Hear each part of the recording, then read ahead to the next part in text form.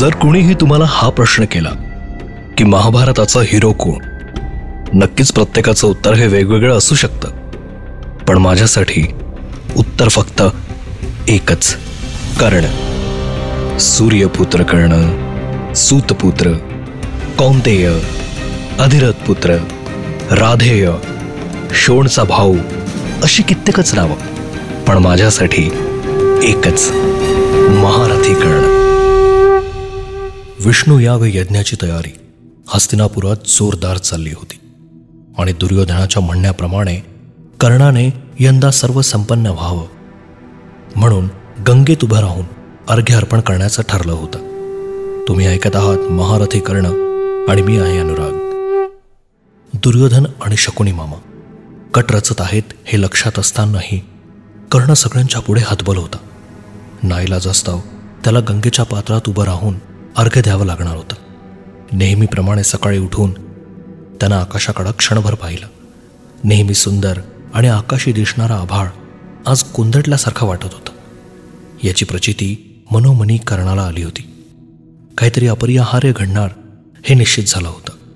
बाहेर येऊन सत्यसेनाला त्यानं अश्व तयार करायला सांगितलं. रथ तयार होताच सत्यसेनानं विचारलं, कुठं जायचंय महाराज?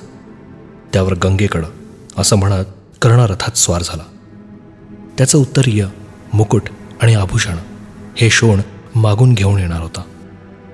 कर्ण पाण्यात उतरला आणि बराच वेळ झाला तरी सूर्यदेव दर्शन द्यायला तयारच नव्हते. काहीतरी आक्रीत घडणार हे वारंवार सगळ्यांना वाटत होतं. बराच वेळ झाली. सत्यसेन अजूनही शुक्क फाळूत तसाच उभा होता आणि म्हणून नाईलाजानं कर्णाला पाण्याबाहेर यावं लागलं. तो बाहेर येताच सत्यसेन म्हणाला, महाराज. पण तो पुढं काहीच बोलला नाही. कर्ण वारंवार त्याला विचारत होता, पण तो जमिनीवर कसली तरी रेघ ओढून दाखवण्याचा प्रयत्न करत होता. धुळीचा मख उडवत शोणाचा रथ गंगेजवळ येऊन थांबला. कर्ण म्हणाला, यज्ञ सुरू झाला असेल ना? त्यावर शोण उत्तरला, अरे कसलं यज्ञ? त्याचा मुहूर्त कधीच निघून गेला. धूत चाललाय, धूत. शकुनी मामांनी सगळ्यांना अगदी गुंडाळून ठेवलंय. कर्ण म्हणाला, काय? कोण खेळतंय धूत? यावर शोण म्हणाला, युधिष्ठिर आणि शकुनी मामा. आणि पहिल्या धुतात 10 लाख गायी, दुसऱ्या धुतात इंद्रप्रस्थाची संपूर्ण राजकीय संपत्ती आणि आता आपल्याबरोबर स्वतःचे 4 बंधू. या सगळ्यांसमवेत त्यानंही सगळ्यांना पणाला लावलाय. तोच कर्ण उत्तरला, लवकर लवकर उत्तर ये दे मला, मुकुटही माझ्या डोक्यावर चढाव. पण शोण स्तब्ध उभा होता. त्याला हलवत कर्ण म्हणाला, सांगशील का काय होतंय ते? यावर शोण म्हणाला, दादा, तुझ्या कानातली कवचकुंडले पिवळी ठिक्कर पडलेली आहेत. तू माझा ऐक. तू आज यज्ञमंडपात जाऊ नकोस. त्यावर कर्ण तातडीनं तयार होऊन रथात स्वार होऊन पुढे निघाला. पण शोणाची गोष्ट त्याच्या मनात घर करून होती. त्याला विसर पडलेला नव्हता. युद्ध मैदानात त्याच्याबरोबर घडलेला प्रकार डोळ्यापुढं आला. जेव्हा त्याला शोणानं आज नको जाऊ असं सांगितल्यानंतरही तो यज्ञ मैदानात गेला आणि शेवटी परिणाम सगळ्यांच्या पुढंच होता. सूर्यदेव प्रखरतेनं तळपतच नव्हते. किंबहुना आज कर्णाला आशीर्वाद देण्याची त्यांची इच्छाच नव्हती. पण कर्णाला राहवत नव्हतं. त्याला धूत अयोग्य, अन्यायकारक वाटत होतं. कुरूंच्या बाजूने असतानाही पांडवांसंबंधी त्याला मनातून वाईट वाटत होतं. त्यांच्याबद्दल सहानुभूती जाणवत होती. ते म्हणतात ना, शेवटी रक्ताचं नातं हे रक्ताकडेच धावतं. या सगळ्यांचा विचार मनात घेत युधिष्ठिराला काही बाही बोलत कर्ण रथातून स्वार होऊन यज्ञमंडपापर्यंत पोचला. दुशासन वाटेतच उभा होता. कर्णाने येऊन त्याच्या खांद्यावर हात ठेवला. खांद्यावर हात ठेवत दुशासन उत्तरला, कोण? कर्ण. त्यानं दोनही हात विस्फारले. ते दोनही हात त्यानं दारावर ठेवले आणि कर्णाला बजावून सांगितलं, अंगराज, मला दुर्योधनानं आज सांगितलेलं आहे, काहीही झालं तरी कर्णाला आत येऊ द्यायचं नाही. कर्णाचं मस्तकच फिरलं. आजपर्यंत हस्तिनापुरात असं कुणीही नव्हतं जो कर्णाला इतक्या उघडपणे विरोध करू शकेल. कर्ण दुशासनावर चिडला, दुशासना, तुला ठाऊक नाही काय मी कोण ते?